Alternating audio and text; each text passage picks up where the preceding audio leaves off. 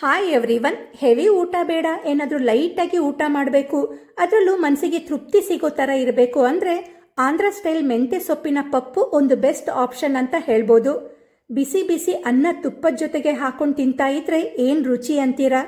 ಮೆಂತ್ಯ ಸೊಪ್ಪಿನ ಘಮ, ಸಾಫ್ಟಾಗಿ ಬೇಯಿಸ್ಕೊಂಡ ಬೇಳೆ ಕಾಂಬಿನೇಷನ್, ಅದಕ್ಕೆ ಬೆಳ್ಳುಳ್ಳಿ ಒಗ್ಗರಣೆ ಒಳ್ಳೆ ರುಚಿ ಕೊಡುತ್ತೆ. ಬೇಳೆ ಒಂದು ಬೇಯಿಸಿ ಇಟ್ಕೊಂಡ್ಬಿಟ್ರೆ ಇನ್ನು ಮಿಕ್ಕಿದ್ದೆಲ್ಲ ದಿಢೀರಾಗಿ ಆಗೋಗುತ್ತೆ. ಅಷ್ಟು ಸಿಂಪಲ್ ರೆಸಿಪಿ ಇದು. ಹಾಗಿದೆ ಬನ್ನಿ, ಒಂದು ಅಲ್ಟಿಮೇಟ್ ಕಂಫರ್ಟ್ ಫುಡ್ ಆದ ಆಂಧ್ರ ಸ್ಟೈಲ್ ಮೆಂತ್ಯ ಸೊಪ್ಪಿನ ಪಪ್ಪು ಹೇಗೆ ಮಾಡೋದು ಅಂತ ನೋಡೋಣ. ಮೆಂತ್ಯ ಸೊಪ್ಪಿನ ಪಪ್ಪು ಮಾಡಲಿಕ್ಕೆ ಮೊದಲಿಗೆ ಬೇಳೆನ ಬೇಯಿಸ್ಕೊಳ್ಬೇಕು.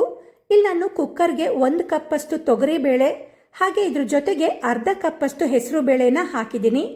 ಈಗ ಈ ಬೇಳೆಗೆ ನೀರನ್ನು ಹಾಕಿ ಒಂದು 2ರಿಂದ 3 ಸಲ ಚೆನ್ನಾಗಿ ತೊಳ್ಕೊಳ್ಬೇಕು.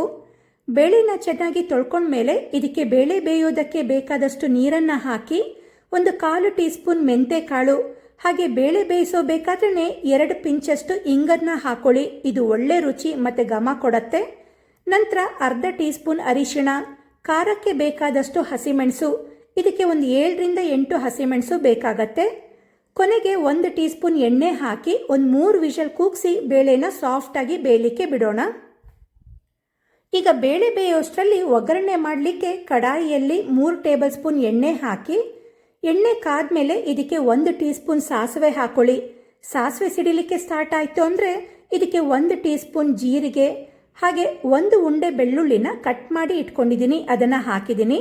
ನೀವು ಬೇಕಾದರೆ ಬೆಳ್ಳುಳ್ಳಿನ ಜಜ್ಜಿ ಕೂಡ ಹಾಕೊಳ್ಬೋದು. ಈಗ ಬೆಳ್ಳುಳ್ಳಿನ ಚೆನ್ನಾಗಿ ಫ್ರೈ ಮಾಡ್ಕೊಳ್ಬೇಕು. ಈ ಪಪ್ಪುಗೆ ಮೇನಾಗಿ ಬೆಳ್ಳುಳ್ಳಿ ಒಗ್ಗರಣೆ ಒಳ್ಳೆ ಫ್ಲೇವರ್ ಮತ್ತು ಟೇಸ್ಟ್ ಕೊಡೋದು.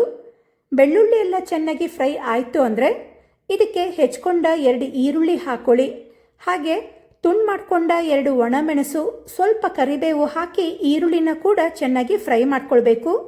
ಈ ಆಂಧ್ರ ಸ್ಟೈಲ್ ಪಪ್ಪುಗೆ ಮಾಮೂಲಿ ಬಳಸುವಂಥ ಪದಾರ್ಥಗಳನ್ನೇ ಬಳಸ್ತೀವಿ, ಆದರೂ ಟೇಸ್ಟ್ ಮಾತ್ರ ತುಂಬಾ ಚೆನ್ನಾಗಿ ಬರುತ್ತೆ.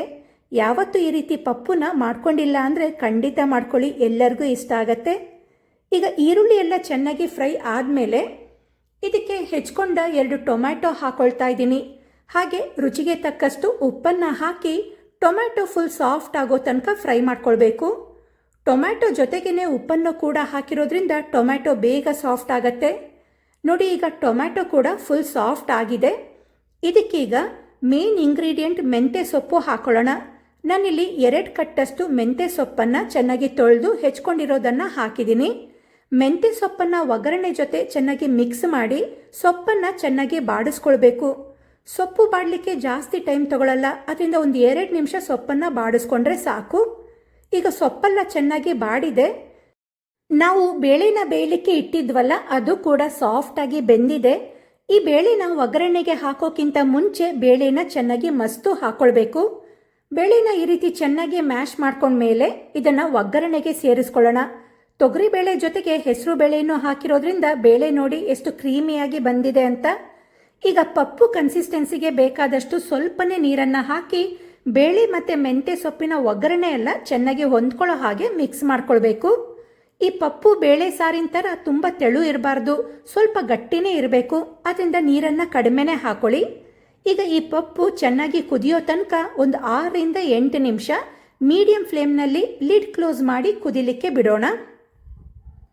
ಸುಮಾರು ಒಂದು 8 ನಿಮಿಷದ ನಂತರ ಪಪ್ಪು ಚೆನ್ನಾಗಿ ಕುದ್ದಿರತ್ತೆ.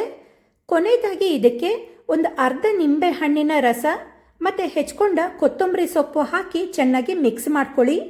ಈ ಪಪ್ಪುಗೆ ಮೇನ್ ಟೇಸ್ಟ್ ಬರೋದು ನಾವು ತೊಗರಿಬೇಳೆ ಜೊತೆ ಹೆಸರು ಬೇಳೆ ಹಾಕಿರೋದ್ರಿಂದ. ತೊಗರಿಬೇಳೆ ಎಷ್ಟು ತಗೊಳ್ತೀವೋ ಹೆಸರು ಬೇಳೆನೂ ಅದ್ರ ಅರ್ಧದಷ್ಟು ತಗೊಳ್ಬೇಕು. ನೋಡಿ, ಎಷ್ಟು ಸಿಂಪಲ್ ಆದ ಪದಾರ್ಥಗಳನ್ನು ಬಳಸಿದ್ದೀವಿ, ಆದರೂ ಟೇಸ್ಟ್ ಮಾತ್ರ ತುಂಬಾ ಚೆನ್ನಾಗಿರುತ್ತೆ. ಈಗ ಸಖತ್ ಸಿಂಪಲ್, ಅಷ್ಟೇ ಟೇಸ್ಟಿಯಾದ ಆಂಧ್ರ ಸ್ಟೈಲ್ ಮೆಂತ್ಯ ಸೊಪ್ಪಿನ ಪಪ್ಪು ರೆಡಿಯಾಗಿದೆ. ಅನ್ನ ತುಪ್ಪದ ಜೊತೆ ಕಲಿಸ್ಕೊಂಡು ತಿನ್ಲಿಕ್ಕಂತೂ ತುಂಬಾ ಚೆನ್ನಾಗಿರುತ್ತೆ. ಬೇಕಾದರೆ 1 ಸಲ ನೀವು ಮಾಡಿಕೊಂಡು ನೋಡಿ, ಮತ್ತೆ ಮತ್ತೆ ಮಾಡ್ಕೊಳ್ಳೋದಂತೂ ಗ್ಯಾರಂಟಿ. ಅಂಥ ಕಂಫರ್ಟ್ ಫುಡ್ ಇದು, ಖಂಡಿತ ಟ್ರೈ ಮಾಡಿ. ಈ ಆಂಧ್ರ ಸ್ಟೈಲ್ ಮೆಂತ್ಯ ಸೊಪ್ಪಿನ ಪಪ್ಪು ರೆಸಿಪಿ ನಿಮಗೆ ಇಷ್ಟ ಆಗಿದ್ರೆ ವಿಡಿಯೋಗೆ ಲೈಕ್ ಕೊಡಿ, ಶೇರ್ ಮಾಡಿ, ನನ್ನ ಚಾನಲ್ನ ಸಬ್ಸ್ಕ್ರೈಬ್ ಮಾಡ್ಕೊಳ್ಳಿ. ಹಾಗೆ ನನ್ನ YouTube channel, Facebook page, Instagram ಅಕೌಂಟ್ನ ಫಾಲೋ ಮಾಡೋದನ್ನು ಮರಿಬೇಡಿ. Thank you.